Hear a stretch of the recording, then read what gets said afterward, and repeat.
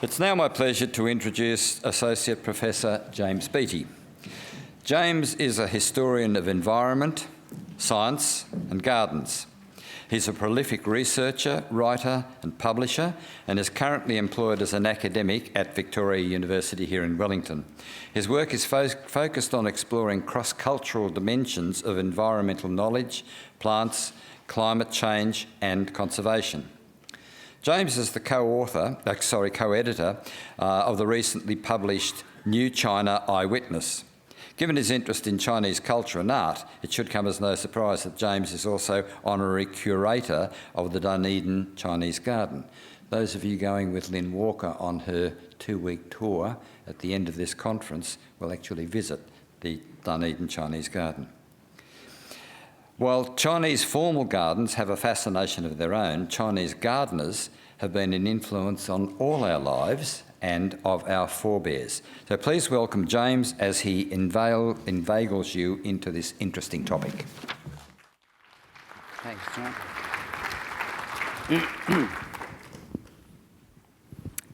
No mai haere mai ki te kōrero nei. It's a real pleasure to be here, and I'd like to thank the AJHS for running this conference and especially for bringing it to these shores too. I think that's especially important. So industrious, efficient and successful, Chinese market gardeners were a ubiquitous presence across 19th century Australia and New Zealand. And their presence also merited attention and praise in migrant handbooks such as this one here. So in my talk, I'd like to present an overview of Chinese market gardening in New Zealand. And what I'll do is I'll start with the 19th century and move forward into the 20th century, partly because I'm a historian of the long 18th century and British imperialism, and partly also because there are a number of fine studies already on the subject, particularly the ones at the top left and top right, both of which rely quite extensively on oral history testimony, which takes the sort of memory into the 20th century. And there's also this fine book by Joanna Beaulieu on market gardening in Australia and New Zealand. So what I want to do in my talk is to interrogate the extent to which Chinese gardening practices and plant exchanges afforded opportunities for interactions between peoples that were otherwise closed by linguistic or other barriers. I wish to explore, in other words, how gardens could serve as fractious and fruitful contact zones, at once places that could reinforce cultural stereotypes and in other senses could extend and broaden them. So to understand why the Chinese came to New Zealand and Australia, of course, we must start with the 19th century. And this is a particularly useful map projection of China that helps us reorientate our conceptualization of the late Qing, the last major imperial dynasty in China. And it's useful in several ways. I mean, traditionally and quite correctly, of course, we think of China as a land empire, as a major land empire. But for the peoples of this area, coastal China, Guangdong, Fujian, and likewise, their boundaries and frontiers were the steppes and mountains, the rivers and plains of inland China and beyond, but the seas and peoples, the places and the products of the Pacific and Southeast Asia. As Ryan Tucker-Jones has written, from the late 1700s onwards, China's demand and European and American desire to meet it effectively transformed the Pacific into the world's larder. And we can see this very clearly in the bustling polyglot trading port of Canton, which hoovered up a variety of resources from around the world, including, of course, the Pacific. The emphasis on trade changed because of two events. Firstly, this British imperialism in East Asia and Southeast Asia more generally, and the other reason here, the development of a series of gold frontiers across the Pacific, starting, of course, in 1848 in California, moving on to Victoria in 1851, then a succession of other gold fields. And these events effectively transformed Hong Kong into Asia's leading Pacific gateway. Some 10 to 15 million Chinese left their homeland in the 19th century alone, and some 6.3 million from Hong Kong itself. New Zealand had its own gold boom, of course, in 1861 when gold was discovered in Gabriel's Gully in Otago. But by the mid-1860s, authorities were concerned that the gold rush was starting to diminish, and many miners were moving away onto other gold fields in New Zealand and overseas.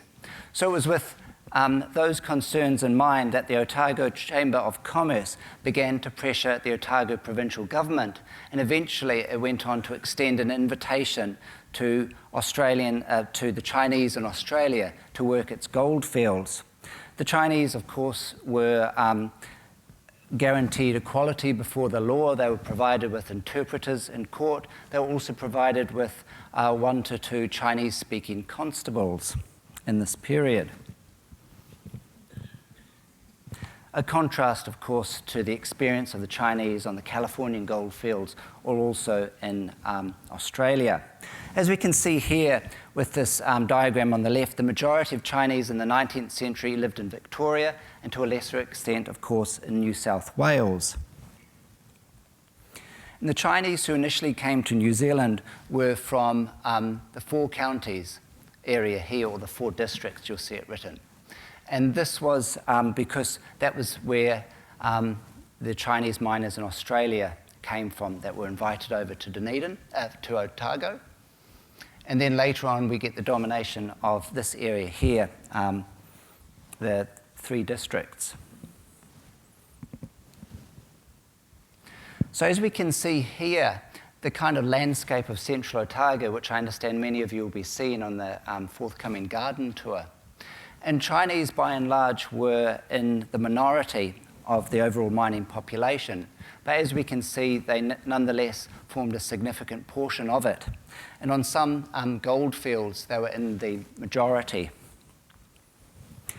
And the nature of the alluvial mining suited very well the low capitalization, labor-intensive, and high organizational skills of the Chinese. And it was those skills which later came to the fore with the development of market gardening. And this occurred from the late 1870s onwards, because this easily won gold was starting to run out. And so in response, many of the Chinese moved elsewhere in the country or overseas, and those who remained went into new occupations. And one of the most important ones of these, aside from laundering and the like, was market gardening. Something like 25% of Chinese were engaged in this activity. Market gardening was, of course, very familiar to the Cantonese themselves. And on the early gold fields, often this site was quite commonplace, a sort of higgledy-piggledy miner's hut, contrasting with the very neat and ordered garden. And the second point that's usefully illustrated here is that the Cantonese were growing vegetables common to their homeland, and they were producing it for themselves, for their own domestic consumption, by and large, on the gold fields. Things begin to change in the late 1870s as gold is running out, and many of the Chinese move into market gardening. And here we can see that the Chinese were growing vegetables familiar to a European table, as this list here illustrates. The Chinese also tended to work their market gardens along clan lines, just as they'd worked their mining claims too. We can see that illustrated on the right-hand side of the slide. So to summarize then, initially the Chinese were on the gold fields, and they began to produce commercial market gardens from the 1870s and 80s onwards. And then as the population of Chinese moved elsewhere, so the market gardens went with them. As well as sort of commercial gardening, many Chinese found employment as cooks, labourers, and also gardeners on some of the larger estates in the South Island, as this slide here illustrates quite clearly. What made Chinese market gardening possible was this factor, urbanisation. And by world standards, New Zealand had remarkably high rates of urbanisation in the 19th and early 20th centuries. And urbanisation made market gardening economically viable.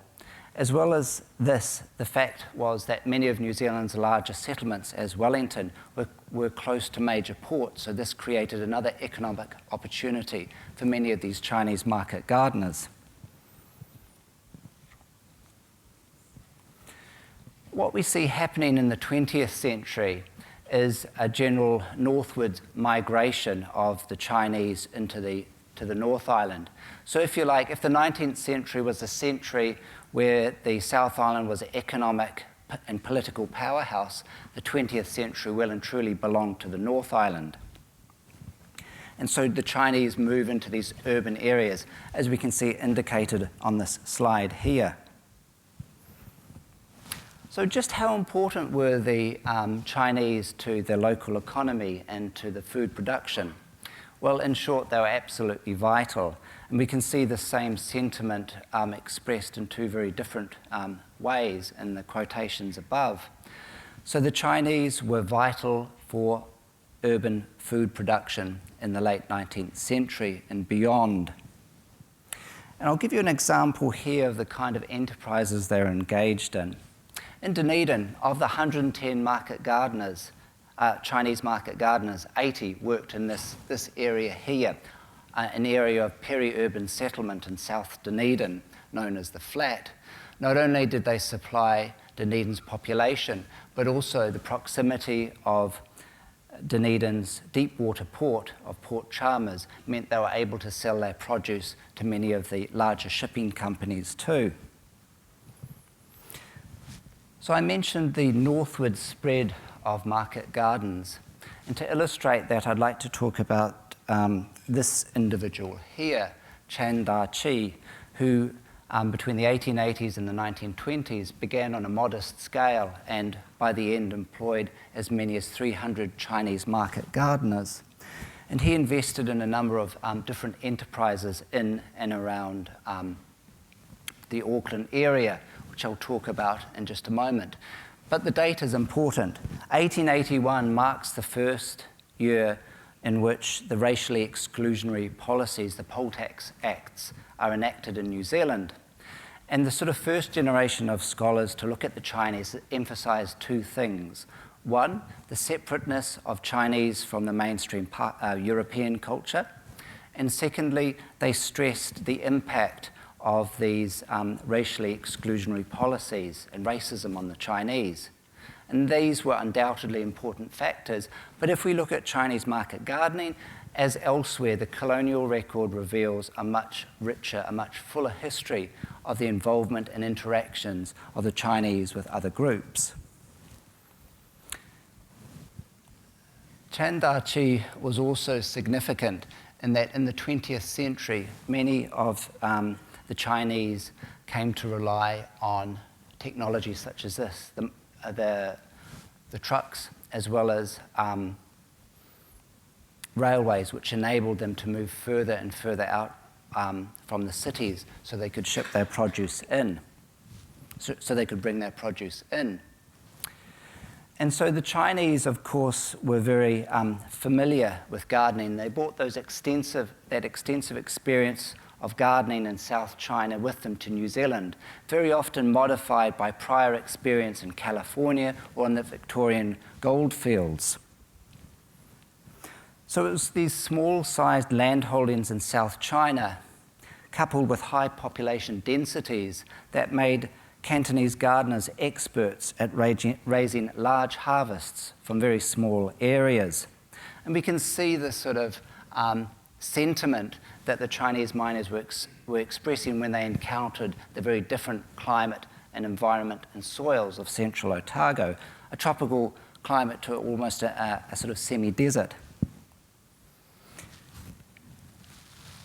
So the kinds of techniques that the Chinese use would be to plant out vegetables in tight rows, constantly watering and fertilizing them with organic waste and manure.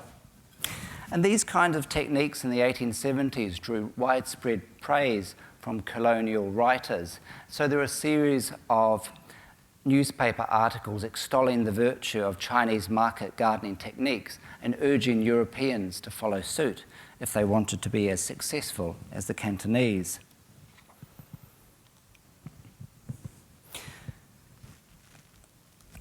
We also get the development of sort of joint enterprises here.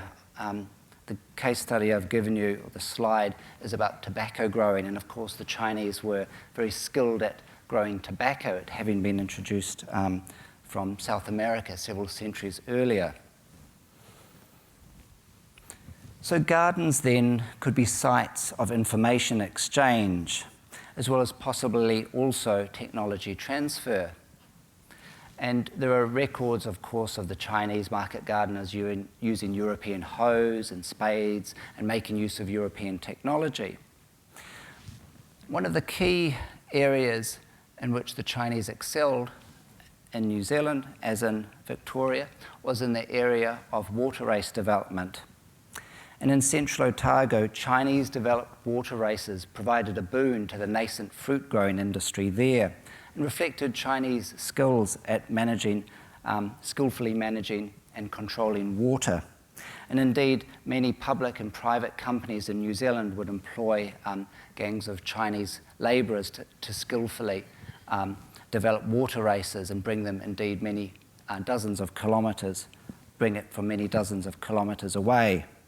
This man here, Lai Bo, who's seated in the cart, was one of half a dozen individuals responsible for developing Central Otago's fruit growing industry. And his enterprise is typical of many in the area, which relied wholly on the supply of water from two water races. Another example of the use of technology in a colonial setting is the picture of this man here, making use of a traditional pedal water wheel to dewater an area. And the area that he's working on is the same area that I showed you earlier of South Dunedin, of sort of peri-urban settlements. So it's sort of in this area here that he was working and from which this image was taken. Gardens also were the site of early introductions. And research by Joanna Beaulieu and myself shows the extent to which Chinese market gardeners were making very early use of superphosphates in their enterprise, thanks to the seed distribution company based near here in Wellington.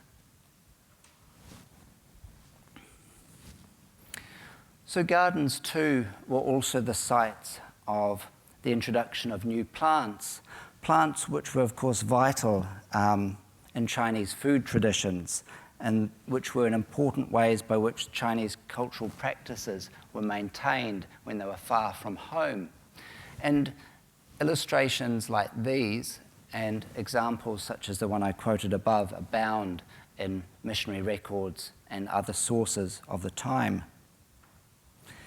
So this extensive horticultural knowledge also enabled Chinese to enter and win European floricultural and horticultural competitions. Many Chinese were also members of the Dunedin Horticultural Society by the 1900s. Some also introduced ornamental plants, such as this one here. And the example there is from a Chinese market gardener named Wong Ku in 1871. And as a bulb, the lily could easily have been transported from Australia or directly from China itself. And there's examples that are hinted at of plant exchanges. Friendship between the plant nursery firm of Nimmo and Blair with the Chinese likely resulted in the early commercialization of this species into New Zealand. Another important aspect by which Chinese plant knowledge came into New Zealand came through the introduction of materia medica. And by and large, most medicines, Chinese medicines, were imported, but as we can see here with the example, we get occasions where the Chinese were using the local plants in order to develop their own medicines. And it's important to realize that on the goldfields, it wasn't simply the Chinese who were using their own traditional healing and medical practices, but it was also many Europeans at the time too, so it would have been accessible to a broad variety of people on the goldfields.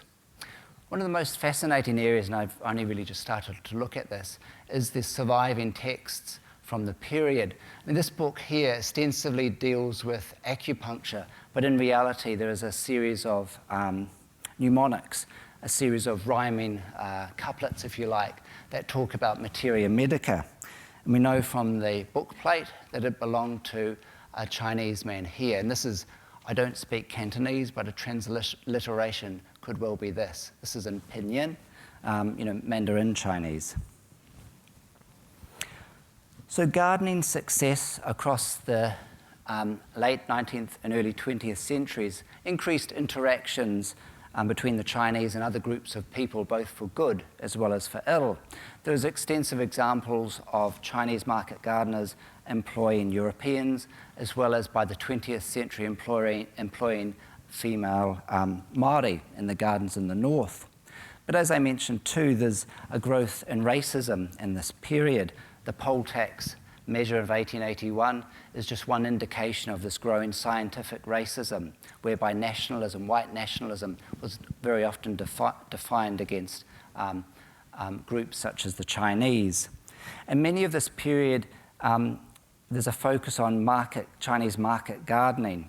They become the locus of complaints against the Chinese as examples of unfair competition. The Chinese work longer hours, they're simply too successful. And also, there's a focus on the so-called health fairs that are generated by Chinese market gardens, notably, of course, by their use of organic wastes and manure. And by the 1920s, there's fears of intermarriage between Chinese men and European and Māori women. And these kinds of fears are generated not simply by Europeans, but also by many Māori intellectuals of the period. But if we dig deeper, if we look at the archival record, what exists and what shows us is often a little bit more complicated.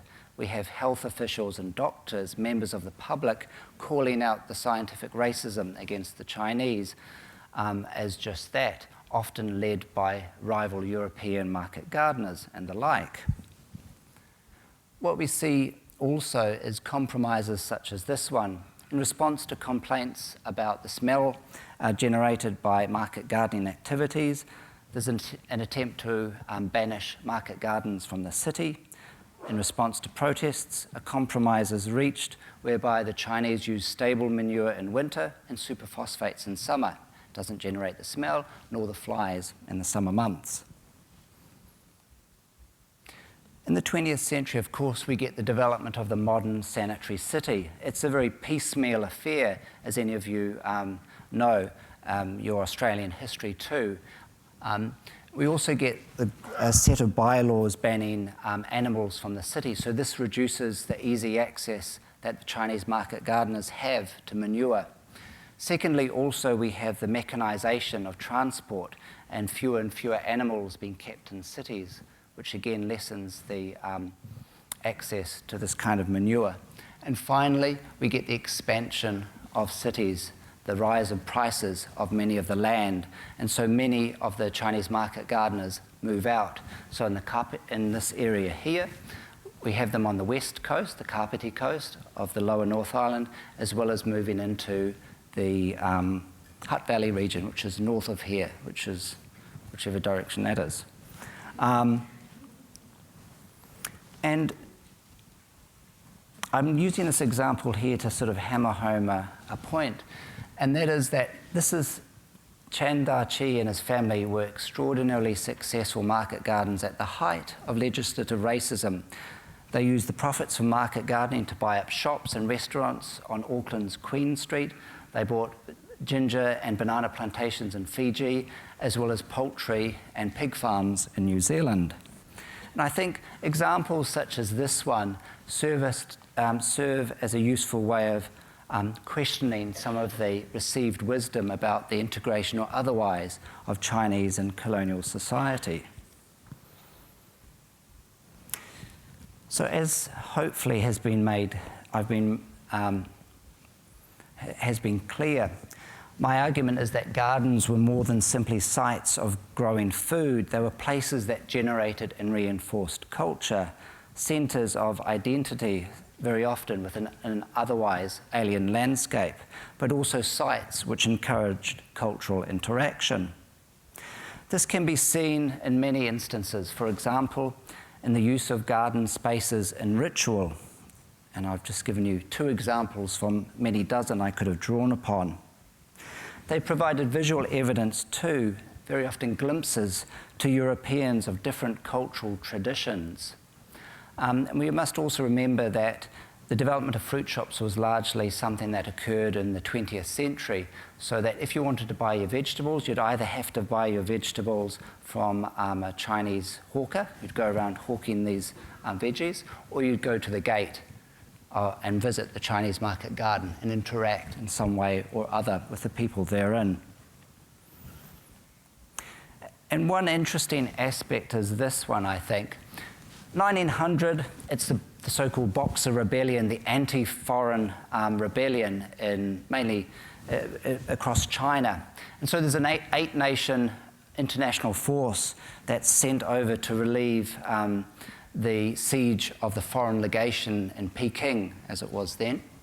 And so accompanying it, imagine this, was an Australian and New Zealand journalist who was sent over, a man named Arthur Adams, a terrible poet and one-time author as well. And he introduces China to his readership in Australia and New Zealand by referring to the image of the Chinese garden. Take the Chinese garden on any town in Australia and New Zealand, multiply it a millionfold, and this is exactly what China looks like. Perhaps, though, the most extraordinary example of the role of the garden as a site of translation is this one, the case of Walter Patterson in Matai. Patterson was a devout Baptist who lived with Chinese market gardeners near Dunedin in the 1880s and 1890s in order to learn the Cantonese dialect, so he would be better able to tell them about the good word of Jesus Christ. So what's more, Patterson and this man here, Matai, embarked on this extraordinary joint translation project, which despite my best efforts, I've not been able to find their original I suppose, dictionary, if you like. I have found sort of hymnals and various other things which indicate how they operate. But more than this, I think this image is one of the most remarkable photographs taken of this period, where you can quite clearly see the mutual admiration that each man had for the other. So I think despite deep inequalities, neither Chinese agency nor their colonial supporters should be overlooked at this time. Colonial interactions with the Cantonese, I think, can be best conceptualized as lying along a continuum. At one extreme, outright racism, even violence. At the other, occasionally cordial relations, even very warm ones, as illustrated here. And in between, cool curiosity and tolerance. So it was the perceived virtues of the Chinese, just as much as their perceived vices, that were understood and expressed through their garden making. So as places for the cultivation, they were places for the cultivation of friendship and understanding, but also enmity and misunderstanding. Nevertheless, I think market gardens stand out as important sites of interaction between Chinese and other groups in colonial New Zealand, and I think speak very strongly to the importance of studying gardens and of the role of garden history more generally, to be able to speak to these broader questions about history, racism, interaction, and migration. Thank you.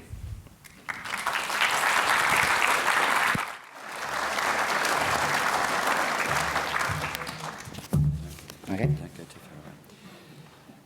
A question, James. Rice is very much a staple of Chinese cuisine. Did they grow grain? They certainly couldn't grow rice in New Zealand, and they imported it in large quantities. I think it was initially from, let me try and remember. I did look at these trade figures, but it was some time ago. China, India, and then some from Australia too.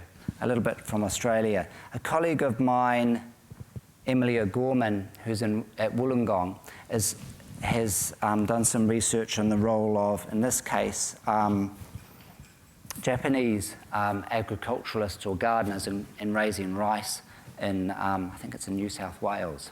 Yeah. Questions?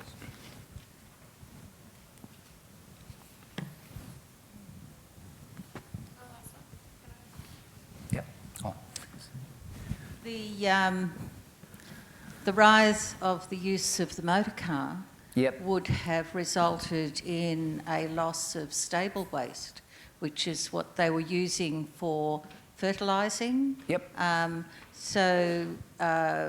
Did that have much of an impact? Oh, yes, yeah. As I should have made it perhaps clearer. Yeah, it was undoubtedly important. I mean, one of the fascinating aspects of this sort of so-called sanitary revolution, when we get modern sewerage systems, potable water and all that, is that waste comes to be seen less as, no longer as a resource, but as a problem, something needing to be disposed of. And the loss, the diminution of, the decreasing use of animals as forms of transportation in the city, as well as a series of public health bylaws banning the keeping of animals from urban areas, reduces the access of the Chinese market gardeners to this animal waste. So they move to the countryside, and so they can still access, sheep and other animal waste, but also you see a gradual shift towards superphosphates, inorganic fertilizers. I gave you just a couple of examples from several others. And this is a pattern that Joanna Boyer argues is also prevalent in Australia too, at least among the eastern side of Australia. Yeah.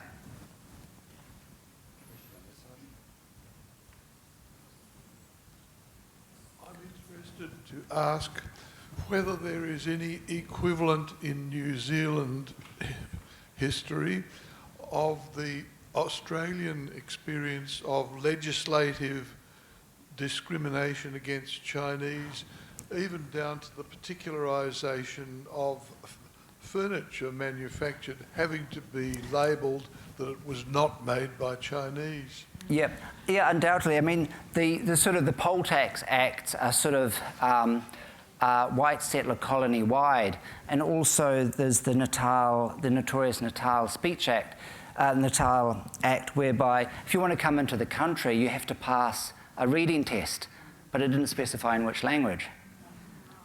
So yeah, undoubtedly, there's no question about that level of colonial racism. In terms of cabinet makers, there weren't nearly, that profession wasn't as important among the Chinese in New Zealand as it was in parts of Australia. But you get the maintenance and the dominance of Chinese market gardeners right through until really the sort of 1980s and 1990s. And you also get the development, for example, in Dunedin and Central Otago of joint stock companies with European capital and Chinese business acumen. And on the goldfields, you get the dredging boom, so you get Chinese and European engineers working together to try and extract more gold from the riverbeds. So I think the story is complicated. The story is also, complex in Australia, as the work of Kate Bagnall and others is showing. Beyond this obvious strong legislative racism, there's much more happening besides, notably, of course, in the area of intermarriage and the like. I mean, the missionaries, you read the missionary records in Canton in Guangdong, South China, and they talk about meeting the second or third wives of the returning Chinese miners, and these are, the second or third wife might be European. Some are integrated within the communities in South China, others are sort of struggling a bit. So it's a very rich and complex story. Hi, James. Hey, I was just a bit curious about the interface between the descendants of these Chinese gardeners, market gardeners, and the current garden in Dunedin, the Chinese garden, which you're the curator of. So is there a connection there between these two interesting facets of Chinese society in New Zealand today? Yes, well, you'll have to buy the book, that's for sale. But no, but basically the sort of there's a Chinese garden in Dunedin that was developed by the descendants of the early Chinese gold miners. And this was to have a tangible recognition of the role of the Cantonese, the South China peoples, in the development of Otago and their contribution to society. I mean, until the opening of this garden in 2008, there was really no tangible sign or recognition of the role of the Chinese. And the sort of garden's genesis goes back to the 150th anniversary of the establishment of the province of Otago, which took place in 1848. And so it sort of developed momentum from there. And I was at the launch, and you see these really tough Chinese market gardens just weeping. And it was also at a time when you have a poll tax apology that was granted to the Chinese by the Clark government, and they set up a fund designed to support heritage projects related to the Chinese. So it was all tied up with that particular moment in time, recognition of Chinese heritage, the importance, and also the government desire to sort of reach out and apologise for past injustices. James, in the middle? Yep. Thank you. That's really interesting. I noticed that you used quotes in quite a number of photos from Reverend Alexander Don. Yes. And I wonder if you can tell us a little bit about him and whether he actually was part of a missionary effort in New Zealand as well? Yeah, basically, there's the Otago Presbyterian Church, which was an offshoot of the Free Kirk, in Scotland. They set up an inland mission to the Chinese, so Don and others visit over the summer months. So there's a Presbyterian mission. There was also the Baptist mission. And the last but one slide, I showed this delightful photograph of Walter Patterson and Matai. And so there's a Baptist mission as well to the Chinese. So there are a number of outreach programs. And then later on, they develop a Canton Villages mission, which is based around a hospital in South China near the city of Canton.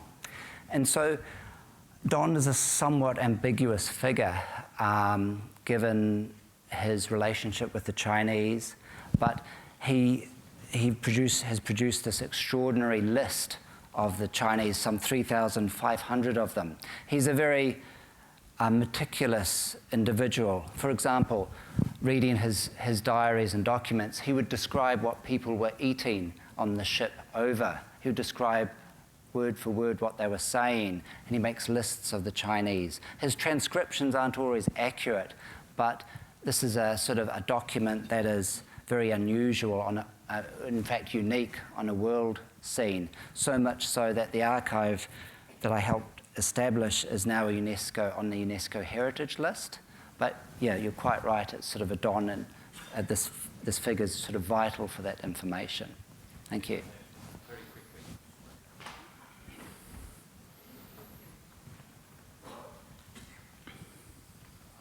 The first New Zealand supermarket in New Zealand Yeah. chain was Food Town, and Yeah. one of the founders or one of the directors was one Thomas Henry Archie, Yep. who was a greengrocer from Newmarket, and along with Brian Pico, who was the accountant.